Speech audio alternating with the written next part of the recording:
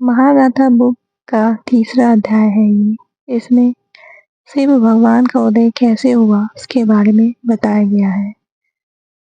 पृथ्वी मधु और कैटव के शरीर की चर्बी से ढक चुकी थी और अब इसे सजाने का समय आ गया था।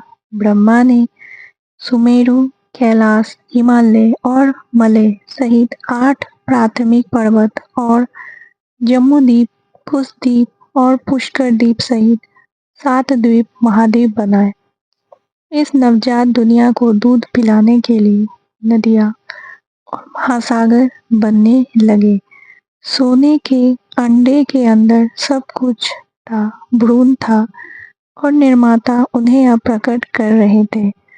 पेड़ पौधे, फल फूल, पृथ्वी आकार ले रही थी, हाथ पैर और अंग निकल रहे थे। इसे भूलोक के नाम से जाना जाने लगा, जबकि ऊपर का स्वर्ग स्वर्गलोक बन गया। नीचे का पाताल लोक 7 क्षेत्रों में विभाजित हो गया, जिसमें आताल, बिताल, सुतल और पाताल शामिल है और इन 3 क्षेत्रों के ऊपर वैकुंठ था, विष्णु का निवास। समय बीतने लगा, दोनों मिलकर एक महायुग का निर्माण करेंगे। पर ब्रह्मा की आंखें अब बिना पलक झपकाए ब्रह्मांड पर सतत निगरानी रख रही थी। ब्रह्मा के लिए भूलोक में जीवन के सर्वोच्च रूप को स्थापित करने का समय आ गया था।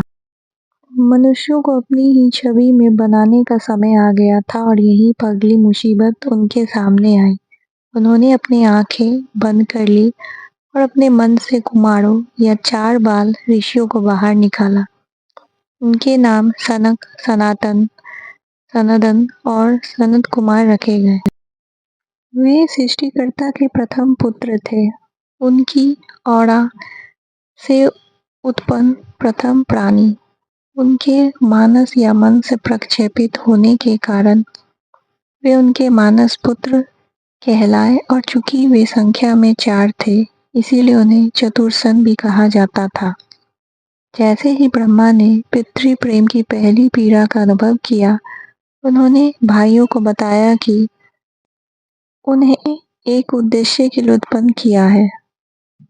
उन्हें उनके सृजन कार्य में सहायता करनी थी। प्रजनन के कार्य के माध्यम से ब्रह्मांड को आबाद करना था। कुमारों ने हाथ जोड़कर कहा, नहीं नहीं, विधाता ने वही सिकोड़ी। क्या तुम अपने पिता की आज्ञा का पालन करने से इनकार करने की हिम्मत रखते हो? जिसने तुम्हें जीवन दिया, उनकी अवज्ञा करोगे?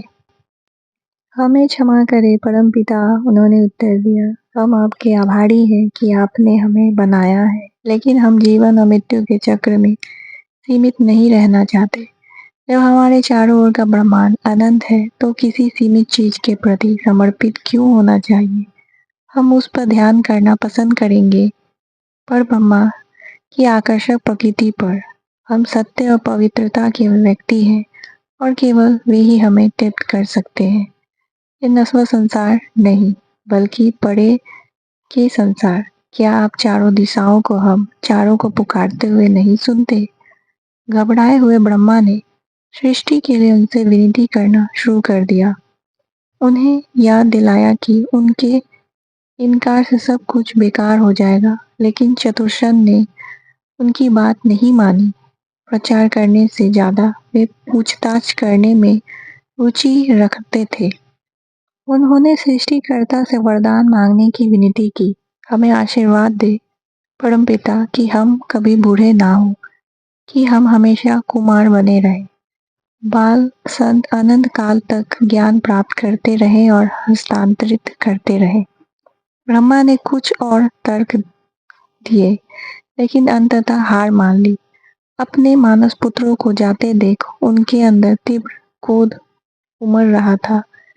उस हिंसक भावना में तीसरी मुसीबत छिपी हुई थी। जैसे जैसे उनका क्रोध बढ़ता गया, उसके माथे से एक अग्नि किरण निकली और उस नरक से एक प्राणी प्रकट हुआ, एक दिव्य प्राणी जिसकी आंखें लाल थी। भयंकर गर्जना करते हुए उसने पूछा, मेरा नाम क्या है? ब्रह्मा विस्मय में बैठे थे, सोच रहे थे कि क्या जवाब दे।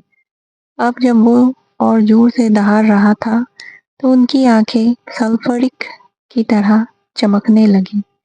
मुझे मेरा नाम बताओ, ये याद करते हुए कि लाल और गर्जन दोनों के लिए मूल शब्द रुद्र है। सृष्टिकर्ता ने उत्तर दिया, रुद्र। मैं तुम्हारा नाम रुद्र रखता हूँ। रुद्र शिव थे, महादेव, परब्रह्मा का एक और दिव्य रूप, तामस गुण के अधिष्ठाता। उन्होंने अब ब्रह्मांडीय त्रिदेवों को पूरा किया। ब्रह्मा निर्माता, विष्णु संरक्षक, शिव संहारक। उनके भयंकर रूप में अंधकारमय और अशांत ऊर्जाएं उभर रही थी। ब्रह्मा ने हाथ जोड़कर भगवान को शांत किया और उनसे सृष्टि की प्रक्रिया में सहायता करने का अनुरोध किया। शिव सहमत हो गए और तुरंत एक के बाद एक जीव उत्पन्न करने लगे। ब्रह्मा की खुशी की कोई सीमा नहीं थी। उन्हें एक साथी मिल गया था जो उनका बोझ सहने के लिए तैयार था। सृष्टिकर्ता के चेहरे पर एक उज्जवल मुस्कान उभरने लगी, लेकिन अगले ही पल वो थम सी गई। महारुद्र क्या कर रहे हैं? भगवान अपने आप को गुनाह कर रहे थे।